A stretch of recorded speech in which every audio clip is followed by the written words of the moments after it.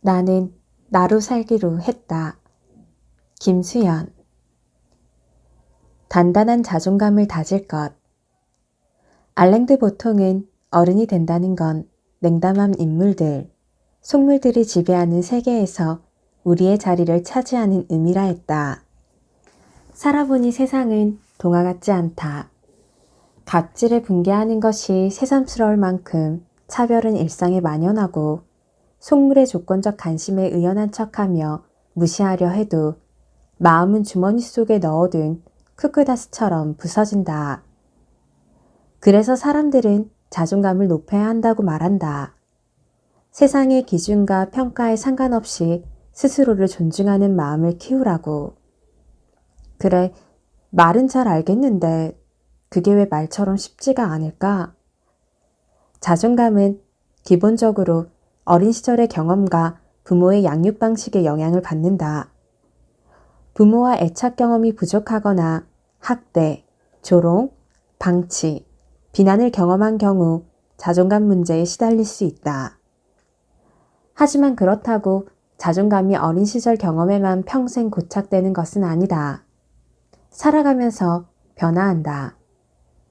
자존감의 원리를 최초로 규명한 심리학자 나다니엘 브래드는 건강한 자존감을 위한 두 기둥을 자아 효능감과 자기 존중감이라 이야기했다. 자아 효능감이란 자신을 돌보며 현실적 문제에 대처할 수 있다는 자기 신뢰이자 자신감이고, 자기 존중감은 스스로를 존중하며 사랑받을 가치가 있다고 여기는 마음이다. 그런데 우리는 자존감을 적절하게 지켜낼 수 있는 사회에서 살고 있을까? 건강한 자존감을 가지고 자라왔다 해도 수십장의 이력서가 거절당하고 회사의 소모품이 되어 일자리에서 내몰리는 상황에 스스로 삶을 유지시킬 수 있다는 자아 효능감을 느끼기는 어렵다. 또 조건으로 쉽게 서열을 나누며 차별을 권하는 사회에서 있는 그대로의 자신을 존중하라는 건 어쩌면 체면에 걸리자는 말에 가까울지 모른다. 세상은 자존감 없이 점점 버티기 힘든 곳으로 변해가는데 개인은 자존감을 세우기가 더 어려워지고 있는 것이다. 그럼 우리는 어떻게 해야 돌림노래처럼 반복되는 자존감 문제를 해결하고 이 냉담한 세상에서 우리 자리를 차지할 수 있을까? 이는 두 가지 축에서 이뤄져야 하는데 그 첫 번째 축은 사회적 존중이라는 자존감의 토양을 다지는 것이다. 존중의 희소성을 지닌 경제제가 될 필요는 없다. 사실 돈이 드는 것도 아니지 않은가. 존중이 누구나 얻을 수 있는 공공재가 된다면 우리는 존중받으러 쩔쩔매지 않아도 된다. 그러니 존중을 공공재로 만들자. 서로에게 존중의 연료가 되어주자.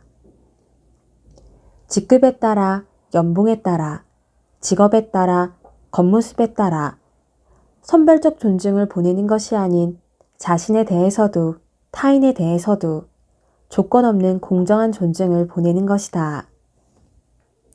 두 번째 축은 개인 스스로가 자존감에 대해 보다 본질적으로 이해하고 실천하는 것이다. 이를 위해서는 진짜 자존감을 구분하며 자존감의 의미를 이해할 필요가 있다.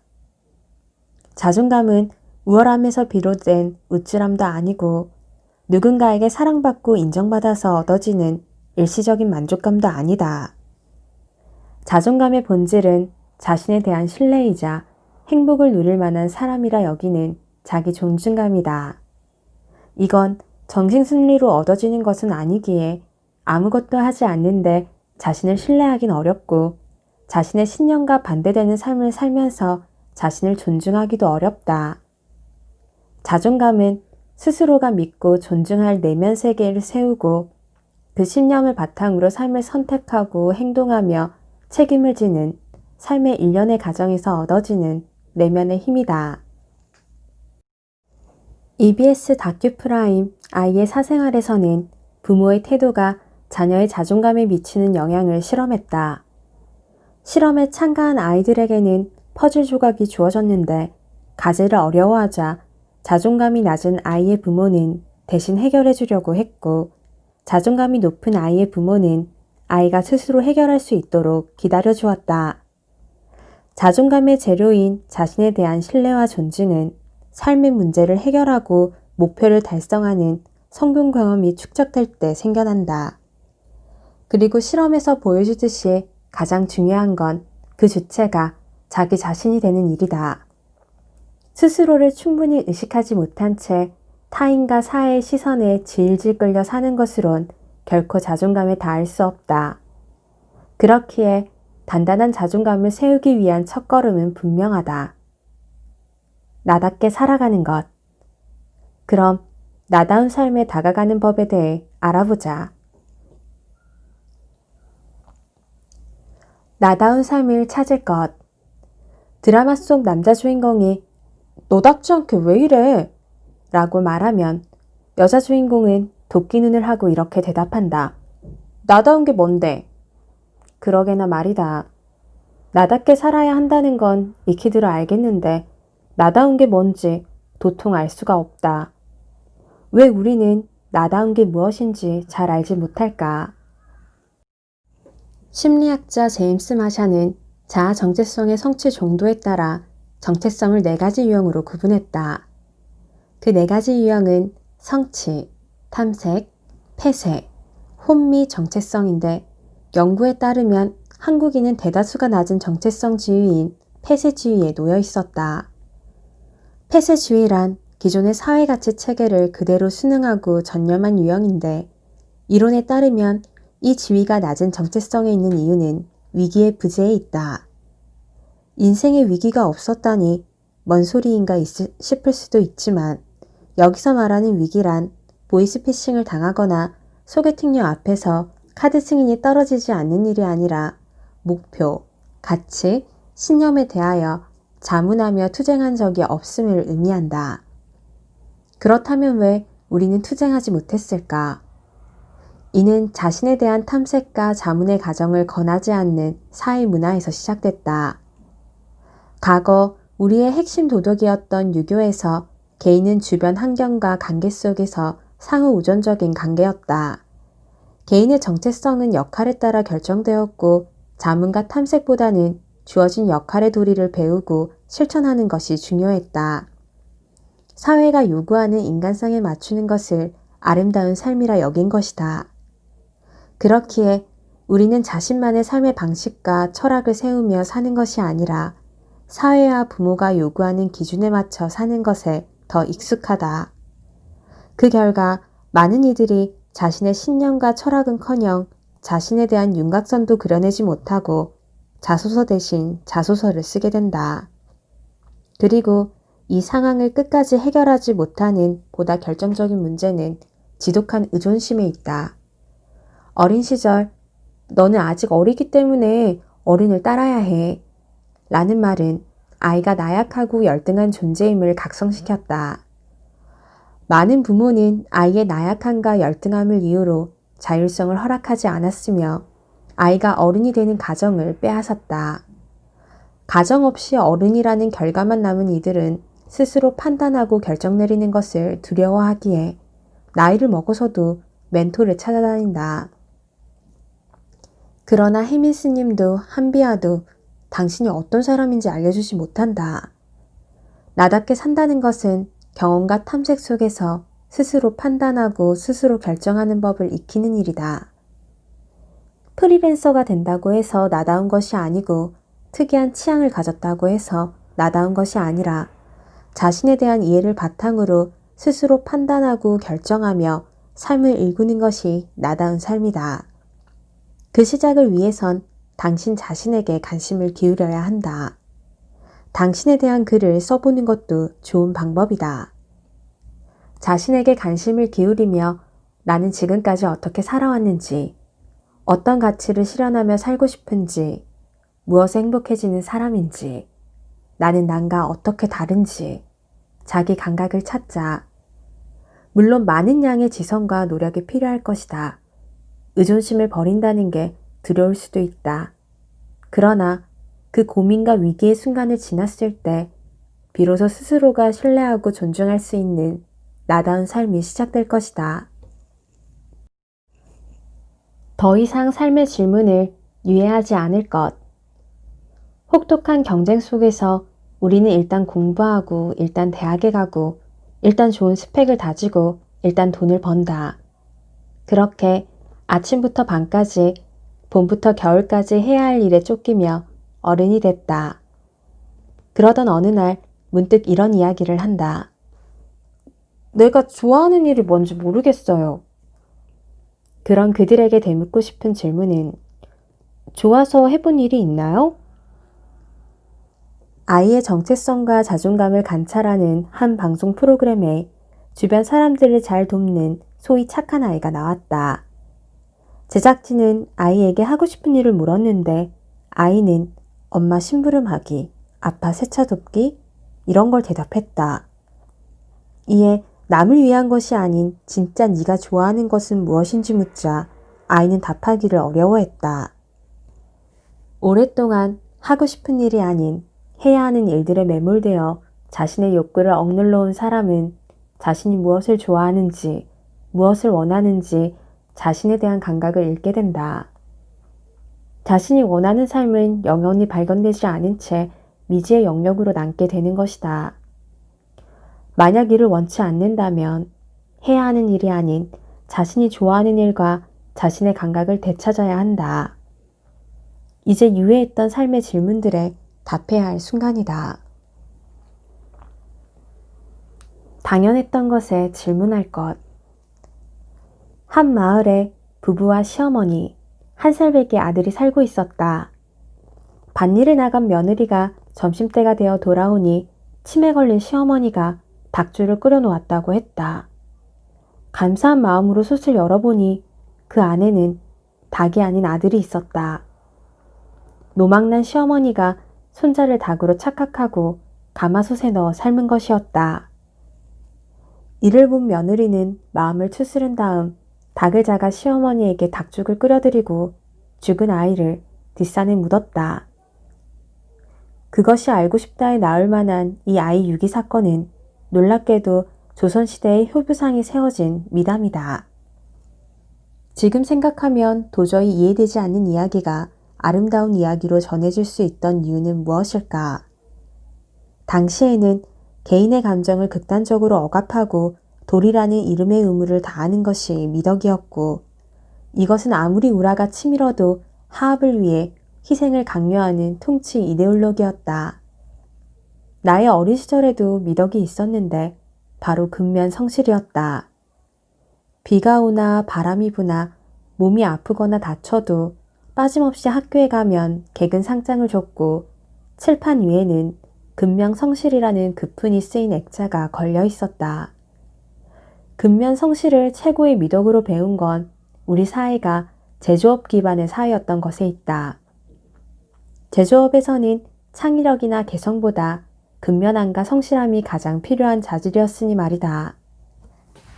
그렇게 선별되고 교육되는 미담과 미덕으로 아이가 솥에 삶아 죽어졌는데도 눈물 한 방울 흘리지 않은 며느리는 감정불구의 아동학대 방조범이 아닌 의연한 호부가 되고 열이 펄펄 끓어도 학교에 나오는 학생은 타의 모범이 되며 소크라테스가 악법도 법이다라고 말했다는 유언비어가 퍼지기도 하고 이슬람 국가에선 자유연애를 한다는 이유로 딸을 죽이는 것이 명예가 되기도 한다. 그렇게 사회가 선별해서 미덕으로 심은 통념은 때론 괴담을 미담으로, 폭력을 명예로 만든 것이다. 우리는 여전히 사회의 미덕과 통념을 불변의 진리로 여기며 살아간다. 하지만 가치는 개인의 선택 영역이고 우리가 삶을 지탱하기 위해 절실한 건 통념이 아닌 스스로가 세운 신념이다. 그러면 우리는 어떻게 해야 할까? 경제학을 배우기 위해 미국으로 유학 갔던 이의 말에 따르면 미국 대학에는 브레인워싱 클래스라는 것이 있었다고 했다. 내용인즉 지금까지 배운 경제학 지식은 모조리 틀렸으니 두뇌를 세척하자는 수업이었다. 우리가 세계적인 석학들의 경제학 이론이 무엇인지 배울 때 그들은 그 이론의 어떤 점이 틀렸는지를 찾아냈고 그렇기에 새로운 답을 찾을 수 있었다. 우리 당연했던 것들에 질문하자. 당신이 믿어온 곳이 정말 당신 내면의 목소리인지 아니면 어느 순간 의심 없이 따라온 타인의 목소리인지 묻자. 믿어왔던 진리에 대하여 질문할 때 우리는 한 발 앞으로 나아갈 수 있다. 통념의 자리에 우리의 신념을 채우기 위해 우리에게도 브레인워싱 클래스가 필요하다. 누구의 기대를 위해서도 살지 않을 것. 나는 회사를 다니지 않는다. 대단한 포부나 큰 결단이 있었던 건 아니다. 쓰고 싶은 글이 있었고 회사를 다니는 문제는 일단 책을 쓰고 나서 생각하기로 했다. 그러다 문득 난 어떻게 그런 중요한 결정을 이리 쉽게 내릴 수 있었을까 하는 의문이 들었다. 생각해보면 내가 그럴 수 있었던 건 부모님의 양육 방식 때문이었다. 나는 살면서 부모님의 강요에 부딪힌 적이 없었다. 내가 어떤 선택을 내릴 때 의견을 주시긴 했지만 결국은 내 선택대로 할 수 있게 해주셨다.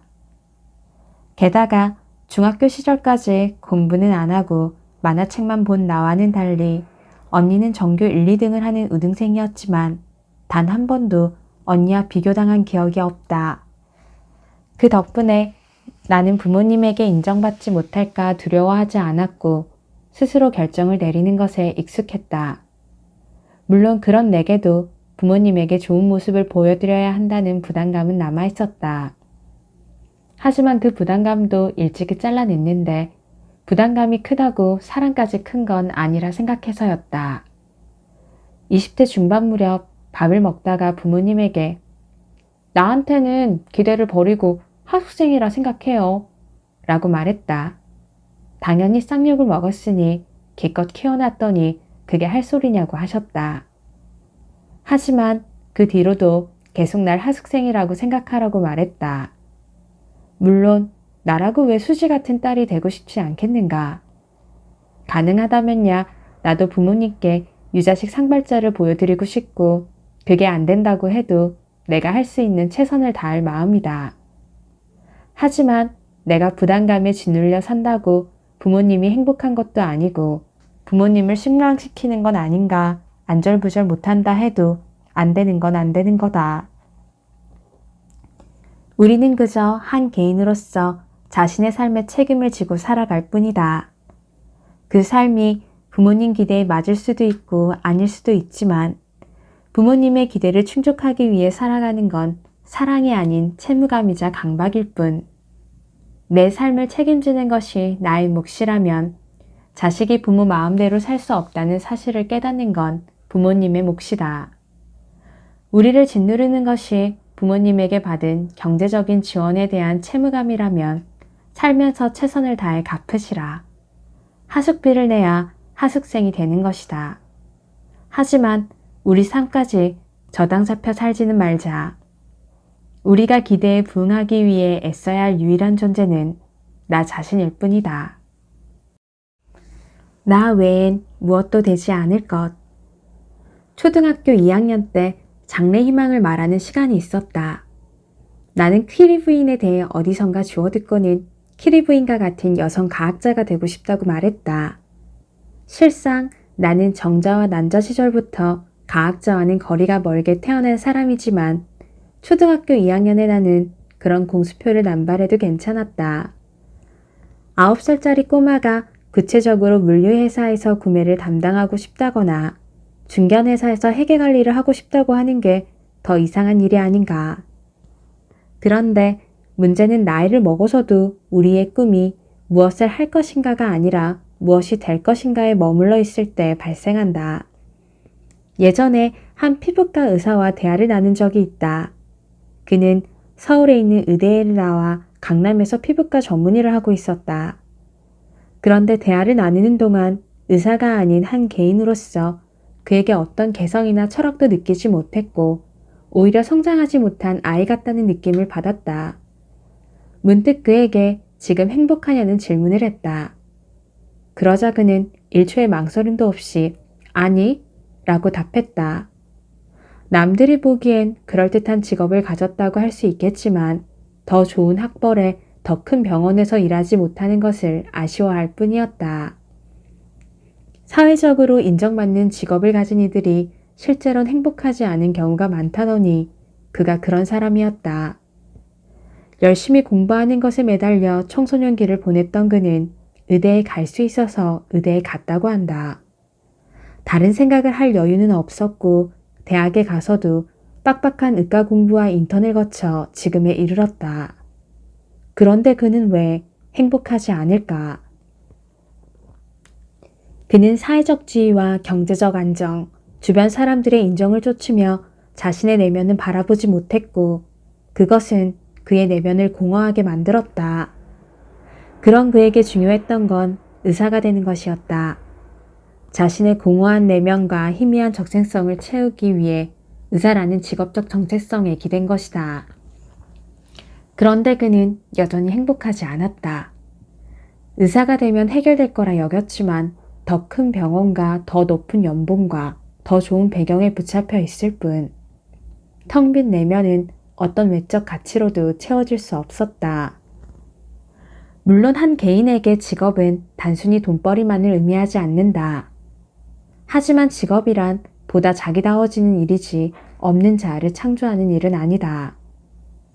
시작이 되는 눈뭉치가 있어야 눈덩이를 굴릴 수 있다. 내면은 돌보지 못한 채 외면의 가치만 쫓는 한 언제나 비교 속에서 살 뿐.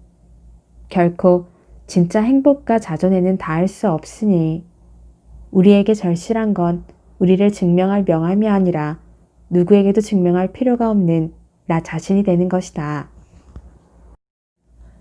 세상의 정답에 굴복하지 않을 것. 동네 커피숍에서 우연히 초등학교 원어민 강사인 캐나다인과 대화를 나눈 적이 있다. 그녀는 내게 우리나라에 와서 이상하게 느낀 점을 이야기했는데 한국 사람들은 스마트 스튜던트를 그 스튜던트라고 생각한다는 것이었다. 그녀가 봤을 땐 공부를 못해도 그 스튜던트일 수 있고 공부를 잘해도 그 스튜던트가 아닐 수 있는데 말이다. 우리가 흔히 생각하는 스마트 이퀄 굿이라는 등식에 그녀는 의문을 가지고 있었다. 잘 산다의 의미 역시 비슷한 맥락을 갖는다. 잘 산다고 할 수 있는 요소에는 경제적인 기반 외에도 건강한 신체와 좋은 인간관계, 삶의 철학과 예술을 즐길 수 있는 신미한, 이를 통해 느끼는 보람 등 다양한 가치가 있다. 그렇지만 우리에게 잘 사는 것, 웰빙이란 오직 부자인 삶, 리치의 의미로만 이야기된다. 왜 우리는 그 많은 가치들을 잊은 채 한 가지 가치로만 수렴하도록 프로그래밍 된 것일까? 아마도 6.25의 심성과 반공 이데올로기가 지대한 영향을 끼쳤을 테다. 더는 침략당하지 않고 절망을 대물림하고 싶지 않았던 6.25의 심성은 두발 단속과 통금시간이라는 군대식 문화의 획일화된 통제를 따르게 했고 반공 이데올로기는 다른 답을 논하는 것 자체를 불신하게 만들었다. 집단이 강요하는 한 가지 방식과 한 가지 답을 견뎌온 것은 어떻게 해서든 살아남아야 했던 우리의 생존 방식이었다. 이렇게 뿌리내린 생각의 방식은 몇 세대를 걸쳐 이어졌다. 100억 달러 수출, 1000달러 소득, 이와 같이 개량한 한 가지 목표에 매진하게 했던 사회 방식은 5kg 감량, 토익 900 달성 같은 개인의 삶의 방식으로 자리 잡았고 획일적인 사회 모습은 한 가지 답을 쫓는 개인의 모습으로 남아있게 되었다. 그래서 우리 사회에서는 체지방 17%에 48kg이어야 하고 밝고 겸손한 성격이어야 하며 좋은 대학을 나와 대기업에 가야 한다. 높은 기준의 단일화된 정답을 이야기하며 정답에 대한 병적인 찬사와 오답에 대한 노골적인 모욕을 서슴지 않는다. 그 속에서 졸지에 오답이 된 개인은 혼자이므로 그 부적절함을 견뎌야 한다. 그 결과 우리에겐 정답이 된 소수의 오만과 오답이 된 다수의 열패감으로 응축된 병적인 사회가 남았다. 영국의 저널리스트 다니엘 투터는 한국이 교육, 명예, 외모, 직업적 성취에서 스스로를 불가능한 기준에 획일적으로 맞추도록 너무 큰 압박을 가하는 나라라 이야기하며 이룰 수 없는 목표를 요구한다는 점에서 한국을 불가능한 나라라는 평을 했다. 우리가 생각하는 이상적인 나는 과연 가능한 존재인가? 모두가 날씬할 수 없고 모두가 사람들이 좋아하는 성격일 수 없고 모두가 명문대를 나와 대기업에 갈 수는 없다. 아니, 모두가 그렇다면 그거야말로 은하철도 999에 나올 법한 비정상적인 행성일 뿐이다. 만약 사회가, 세상이 당신에게 어떤 정답을 강요한다면 당신은 그 이유를 물어야 한다. 합당하지 않은 정답에 채점되어 굴복하지 말아야 하며 그 정답에 주눅들어 스스로의 가치를 절하해서는 안 된다. 좋은 학생에는 여러 정의가 있고 잘 사는 것에는 여러 방법이 있으며 우리는 각자의 답을 가질 권리가 있다. 우리는 오답이 아닌 각기 다른 답이다.